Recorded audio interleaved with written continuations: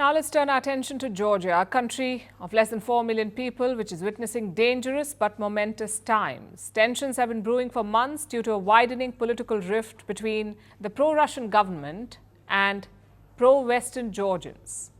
About 80% Georgians want their country to be part of the European Union. Last year, Georgia became a candidate for EU membership, but last week, their government suspended plans for the membership, and clashes broke out. For 6 nights in a row, tens of thousands of Georgians have converged on the parliament and the police have cracked down. But protests are only growing. Nearly 300 protesters have been detained so far and an opposition leader has been arrested. But neither side plans to back down. Is there a way out of this constitutional crisis? Here's a report. This is Rustaveli Avenue, the broad central avenue that runs past the Georgian parliament in the capital Tbilisi.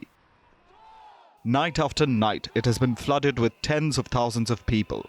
So much so that there's barely space to move. People are coming draped in flags, the blue and gold of the European Union and the red and white of the St. George's Cross. Whistling, clapping, blowing vuvuzelas, cracking fireworks.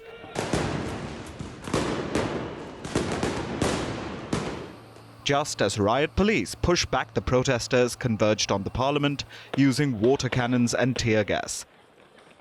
And according to Georgia's public rights defender, even brutality. So far, nearly 300 protesters have been detained, and 26, including 3 police officers, have been hospitalized with injuries. But the protesters refuse to back down. We won't be tired.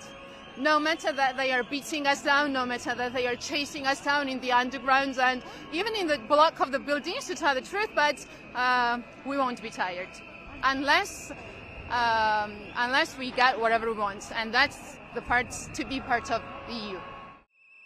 Demonstrations have continued for 6 nights in a row as the result of a widening political rift between the country's pro-Russian government and those who want closer ties with the West. The governing Georgian Dream Party retained control of parliament in the disputed October 26th election.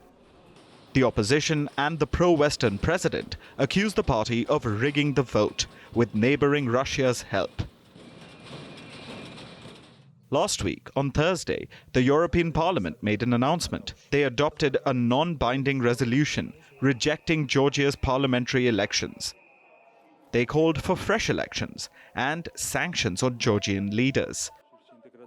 Hours later, the Georgian Dream Party made an announcement. They suspended negotiations on joining the European Union, saying that EU membership talks would be on hold until 2028 and accusing the EU of blackmail. The goal of joining the EU was enshrined in Georgia's constitution in the year 2017. Georgia applied to be a part of the EU in 2022. They became a candidate for EU membership in 2023. According to polls, about 80% of all Georgians want their country to become an EU member. So, on the same day, people took to the streets to protest the delay, venting their outrage. On Sunday, Prime Minister Irakli Kobakidze said that parliamentary elections would not be re-held.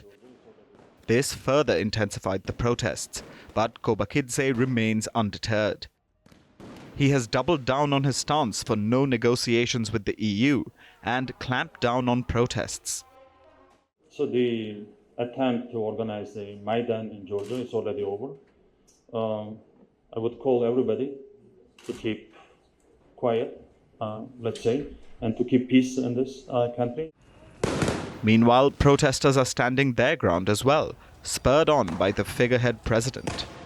The clear message is again non-recognition of the elections and support to the new elections, because that is the political way out of this crisis. I think it's a duty of all citizens to stand here. I think that the only solution of this political crisis is a fair election.